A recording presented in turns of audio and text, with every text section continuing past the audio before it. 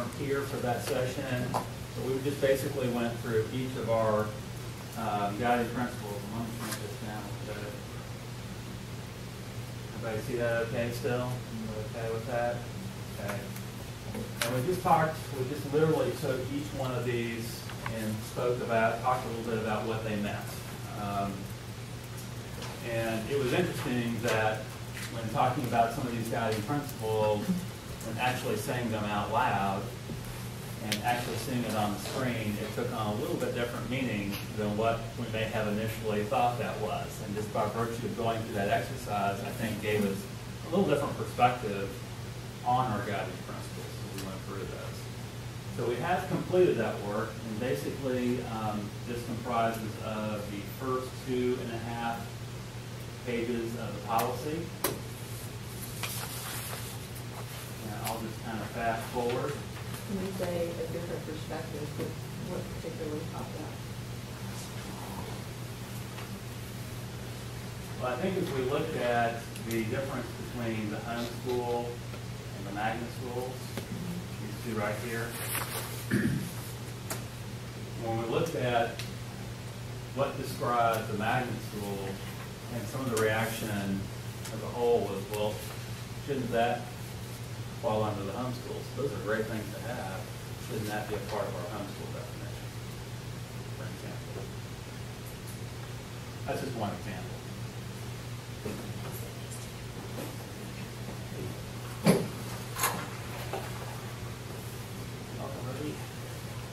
So we did make it through our guiding principles, and we stopped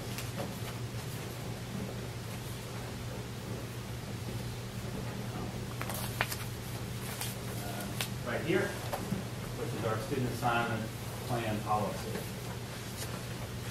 And so this really more defines the bones of our student assignment policy. It defines what it is. So the first is school attendance area, and basically this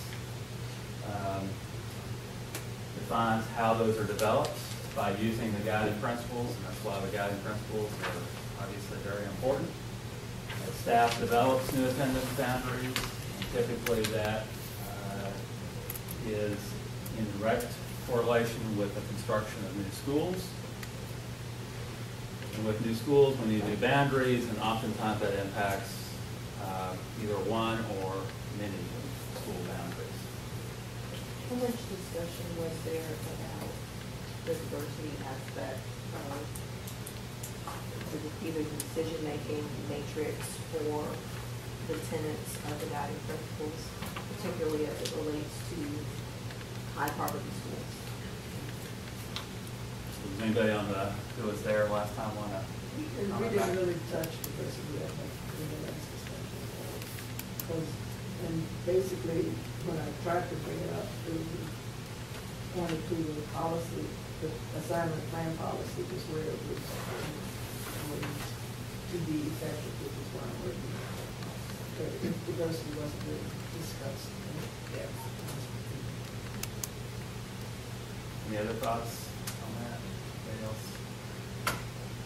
I think that's, to me, a very important thing. I don't want us to have this discussion or do this work over the course of the next year and not really take a deep dive around that aspect of our district. I think we're at a critical juncture, particularly with high poverty schools, and really needing to, whether it's through assignment and or other mechanisms, figure out a way to address it. And we can't address it if we're not talking about it. So. And I agree wholeheartedly with that. That's why I'm trying to get here, train delayed me, because I feel adamant that it has to be put on the table and discussed. That's a number one or two priorities. Well, to indicate, the only thing that my only comment was that with that diversity paragraph I put on site admin, I'm not sure whether that was something we discussed or whether that was just my impression.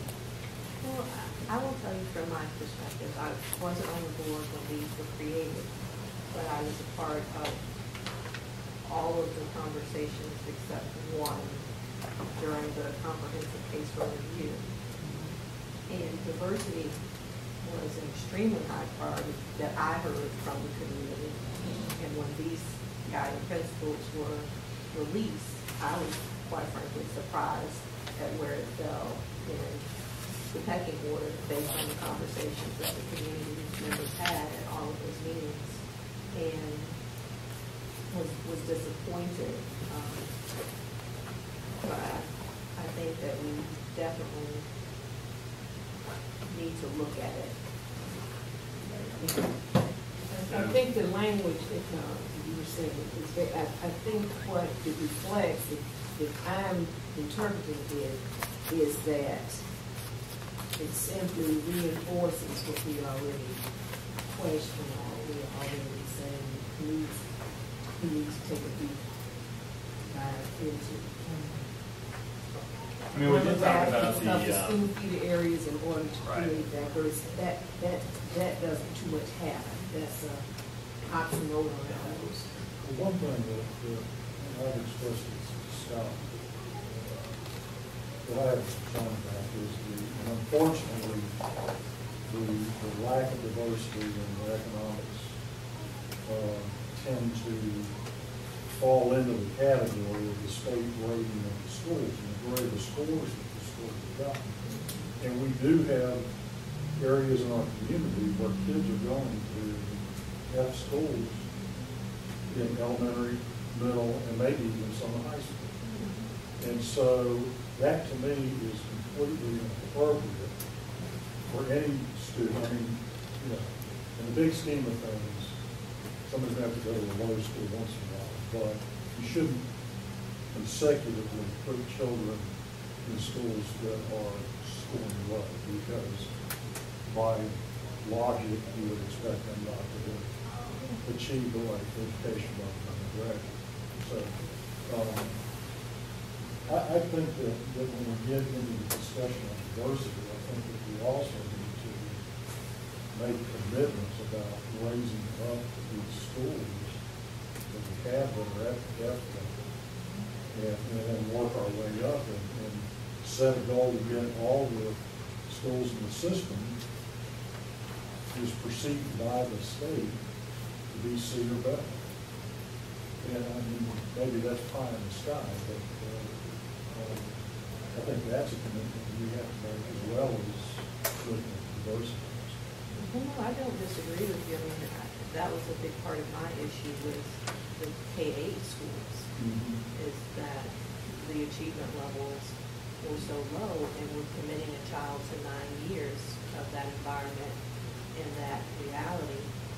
And, you know, I mean, one of the things I would love to see us doing is, and this isn't an assignment thing, but really focusing on those elementary schools to make sure that the rigor is where it needs to be, because if we don't get a child up and beyond grade level in elementary school, there's no way in hell later that it's very hard for it to happen. And so if we know that we've got elementary schools where we're missing the mark, we should be doing everything we can as fast as we can to make it happen for kids. Otherwise, we're just compounding the issue, like you're saying. So I mean, that's not an assignment issue, but it really speaks to our needing to have an urgency now about the situation we have students in, and recognizing that students come to us behind.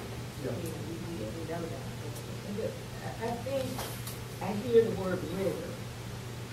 There are a lot of things, a plethora of programs and initiatives, from literacy or STAR to everything else. The bottom line is, when you populate a school with a high percentage of socioeconomic disadvantage, children who come to school, the school has to spend an inordinate amount of time addressing social, emotional, behavioral issues, and the rigor program can be out there shining, North Star, shining, brilliant as the universe. You can't get to it. Plus the fact that children have to have some models, they have to see some possibilities, they have to move out. So we're talking about philosophical issues, but yet we're talking about practical issues that anywhere across the country, you look and you see populated schools that are high incidence, low socioeconomic, it's not going to work because you're going to spend all of your time dealing with that. I mean, I have 40-some years of education and working within that to know what I'm talking about from observation, from reading, studying, and everything else. So, rigor, you can talk about trying to put it into a school, but it's not going to pop out as long as a school has to attend. Plus the fact that my constituents are running away from those types of schools because they know that. And they're going to everything else. They're going to homeschool consortiums, they're going to charter schools. So we've got to take a hard look at and not be afraid of doing that. This committee in the past has talked about the reality that housing policy is education policy, and that we needed to do something in this community, and we've made a few efforts, and nothing has ever gotten much traction to go that way. But, we did say last time about diversity that if we only look at the current feeder schools, the current boundaries of schools, that we're not going to get any more diversity. That we have to do something more than that. And Yeah, of course, that's a good point. student assignment is our bailiwick. You know, this is what we do. This is we then have the educators help us educate and do the educational part. But I think it's up to us to figure out the best way to assign students so that we can have the best opportunities for every student, as our vision and mission talk about.